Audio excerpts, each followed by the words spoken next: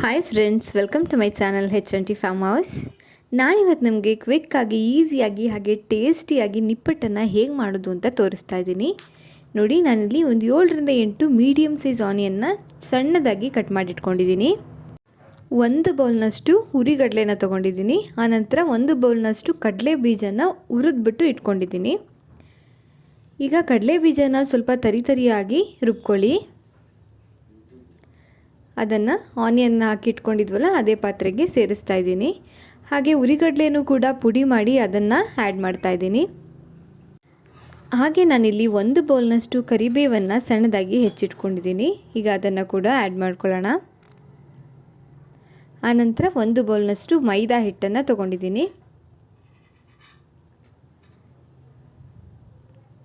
ಹಾಗೆ 1 ಬೌಲ್ ಮೈದಾ ಹಿಟ್ಟನ್ನು ಆ್ಯಡ್ ಮಾಡಿದ್ರೆ 2 ಬೌಲ್ನಷ್ಟು ಅಕ್ಕಿ ಹಿಟ್ಟನ್ನು ಸೇರಿಸಬೇಕಾಗುತ್ತೆ. ಹಾಗೆ ನಾನಿಲ್ಲಿ 2 ಬೌಲ್ನಷ್ಟು ಅಕ್ಕಿ ಹಿಟ್ಟನ್ನು ಕೂಡ ಆ್ಯಡ್ ಮಾಡ್ತಾ ಇದ್ದೀನಿ. ಆನಂತರ 2 ಟೀ ಸ್ಪೂನ್ನಷ್ಟು ಅಚ್ಚ ಖಾರದ ಪುಡಿನ ಸೇರಿಸ್ತಾ ಇದ್ದೀನಿ. ಹಾಗೆ ರುಚಿಗೆ ತಕ್ಕಷ್ಟು ಉಪ್ಪನ್ನು ಸೇರಿಸ್ಕೊಳ್ಳೋಣ. ನಾನಿಲ್ಲಿ ಒಂದು 2ರಿಂದ 3 ಟೀ ಸ್ಪೂನ್ ಹಾಕ್ಕೊಂಡಿದ್ದೀನಿ. ಅದು ಸಾಕಾಗಿದೆ, ನೋಡ್ಕೊಂಡು ಹಾಕ್ಕೊಳ್ಳಿ. ಹಾಗೆ 1-2 ಟೀ ಸ್ಪೂನಷ್ಟು ಜೀರಿಗೆನ ಕೂಡ ಸೇರಿಸ್ತಾ ಇದ್ದೀನಿ.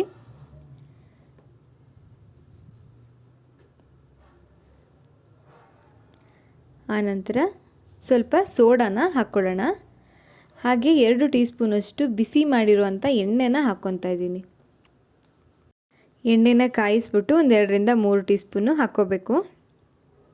ಹಾಗೆ ಒಂದು ಸ್ವಲ್ಪ ಬೆಣ್ಣೆ ಕೂಡ ಸೇರಿಸ್ತಾ ಇದ್ದೀನಿ. ಇದು ಹಾಕೋದ್ರಿಂದ ಸ್ವಲ್ಪ ಸಾಫ್ಟಾಗಿ ಚೆನ್ನಾಗಿ ಬರುತ್ತೆ. ಈಗ ಎಣ್ಣೆ ಮತ್ತು ಬೆಣ್ಣೆ ಎರಡು ಹಿಟ್ಟಿಗೆ ಚೆನ್ನಾಗಿ ಹಿಡಿಬೇಕು. ಅಲ್ಲಿವರೆಗೂ ಕ್ಲೀನಾಗಿ ಕಲಿಸ್ಕೊಳ್ಳಿ. ನೋಡಿ, ಈ ರೀತಿ ಚೆನ್ನಾಗಿ ಕೈಯಿಂದನೇ ಮಿಕ್ಸ್ ಮಾಡಿ. ಹಿಟ್ಟಿಗೆ ನಾವು ಹಾಕಿರುವಂಥ ಎಣ್ಣೆ ಬೆಣ್ಣೆ ಎರಡು ಚೆನ್ನಾಗಿ ಹಿಡಿಬೇಕು. ಅಲ್ಲಿವರೆಗೂ ಮಿಕ್ಸ್ ಮಾಡಿ. ಆನಂತರ ಸ್ವಲ್ಪನೇ ನೀರನ್ನು ಸೇರಿಸ್ಕೊಳ್ತಾ ಕಲಸಿ. ನೋಡಿ, ಈ ರೀತಿ ಎಲ್ಲ ಕಲಸಿದಾದ್ಮೇಲೆ ಒಂದು 5 to 10 ಮಿನಿಟ್ಸ್ ರೆಸ್ಟ್ ಮಾಡೋದಕ್ಕೆ ಬಿಡಿ. ತುಂಬ ತೆಳ್ಳಗೆ ಕಲಿಸ್ಕೊಳಕ್ಕೆ ಹೋಗ್ಬಿಡಿ, ಸ್ವಲ್ಪ ಗಟ್ಟಿಗೆ ಕಲಸಿರಿ. ಯಾಕಂದರೆ ಈರುಳ್ಳಿ ಹಾಕಿರೋದ್ರಿಂದ ನೀರು ಬಿಡೋ ಚಾನ್ಸಸ್ ಇರುತ್ತೆ, ಅದಕ್ಕೋಸ್ಕರ. ನೋಡಿ, ಈಗ 10 ನಿಮಿಷ ಆಗಿದೆ. ಚೆನ್ನಾಗಿ ನಾದ್ಕೊಳ್ಳೋಣ. ಹಾಗೆ ಈ ರೀತಿ ಉಂಡೆಗಳನ್ನ ಮಾಡಿಟ್ಕೊಳ್ಳೋಣ. ನಿಪ್ಪಟ್ಟಿಗೆ ಈರುಳ್ಳಿ ಹಾಕೋದ್ರಿಂದ ಮೆತ್ತಗಾಗಲ್ವಾ ಅಂತ ನೀವು ಕೇಳ್ಬೋದು. ಖಂಡಿತ ಇಲ್ಲ, 15 ದಿವಸದವರೆಗೂ ಆರಾಮಾಗಿ ಸ್ಟೋರ್ ಮಾಡಿ ತಿನ್ಬೋದು. ಆನಂತರ ನೋಡಿ, ಈ ರೀತಿ ಹಪ್ಪಳ ಹೊತ್ತೋ ಪ್ರೆಸ್ ಬರುತ್ತಲ್ವಾ, ಅದರಿಂದ ಒತ್ಕೊಂಡು ಎಣ್ಣೆಗೆ ಹಾಕಬೇಕಾಗುತ್ತೆ. ಸಣ್ಣ ಸಣ್ಣ ಉಂಡೆಗಳನ್ನಾಗಿ ಮಾಡಿಟ್ಕೊಂಡು ಒತ್ಕೊಳ್ಳಿ. ಈರುಳ್ಳಿ ಹಾಕೋದ್ರಿಂದ ಇದರ ರುಚಿ ತುಂಬಾ ಚೆನ್ನಾಗಿರುತ್ತೆ. ಈ ಕಡೆ ಮದ್ದೂರು ವಡೆ ಥರನೂ ಅಲ್ಲ, ನಿಪ್ಪಟ್ಟು ಥರನೂ ಅಲ್ಲ, ಒಂಥರ ಡಿಫ್ರೆಂಟಾಗಿ ತುಂಬಾ ಚೆನ್ನಾಗಿರುತ್ತೆ. ನೀವು ಕೂಡ ಒಂದ್ಸಲ ಟ್ರೈ ಮಾಡಿ. ನೋಡಿ, ಹೀಗೆ ಎಲ್ಲನೂ ಕೂಡ ಒತ್ಕೊಂಡು ಎಣ್ಣೆನ ಮೊದಲೇ ಬಿಸಿ ಮಾಡೋದಕ್ಕೆ ಇಟ್ಟಿದ್ದೆ. ಈಗ ಸೇರಿಸ್ಕೊಳ್ಳೋಣ. ಎಣ್ಣೆಗೆ ಹಾಕ್ಬಿಟ್ಟು ಮೀಡಿಯಮ್ ಅಥವಾ ಲೋ ಫ್ಲೇಮಲ್ಲಿ, ಮೀಡಿಯಮ್ ಫ್ಲೇಮಲ್ಲೇ ಬೇಯಿಸ್ಕೋಬೇಕಾಗುತ್ತೆ. ಹೈ ಫ್ಲೇಮಲ್ಲಿ ಇಡಬೇಡಿ, ಬೇಗ ಬೆಂದ್ಬಿಡುತ್ತೆ. ಅಂದರೆ ಕಲರ್ ಬಂದಿರುತ್ತೆ ಅಷ್ಟೇ, ಬಟ್ ಚೆನ್ನಾಗಿ ಬೆಂದಿರೋದಿಲ್ಲ. ಮೀಡಿಯಮ್ ಫ್ಲೇಮಲ್ಲಿ ಇಟ್ಕೊಂಡು ಚೆನ್ನಾಗಿ 2 ಸೈಡು ಬೇಯಿಸ್ಕೋಬೇಕಾಗುತ್ತೆ.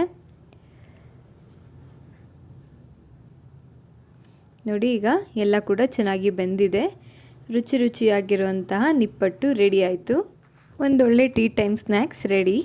ಈ ರೆಸಿಪಿ ನಿಮ್ಗೇನಾದರೂ ಇಷ್ಟ ಆದರೆ ನೀವು ಕೂಡ ಮನೇಲಿ ಟ್ರೈ ಮಾಡಿ. ಹಾಗೆ ಹೇಗೆ ಬಂತು ಅಂತ ಕಮೆಂಟ್ ಮಾಡಿ ತಿಳಿಸಿ. ಈ ವಿಡಿಯೋ ಏನಾದರೂ ನಿಮ್ಗೆ ಇಷ್ಟ ಆಗಿದರೆ ಪ್ಲೀಸ್ ನನ್ನ ಚಾನಲ್ನ ಲೈಕ್ ಮಾಡಿ, ಶೇರ್ ಮಾಡಿ, ಹಾಗೆ ಸಬ್ಸ್ಕ್ರೈಬ್ ಮಾಡೋದನ್ನು ಮರಿಬೇಡಿ. Thank you for watching.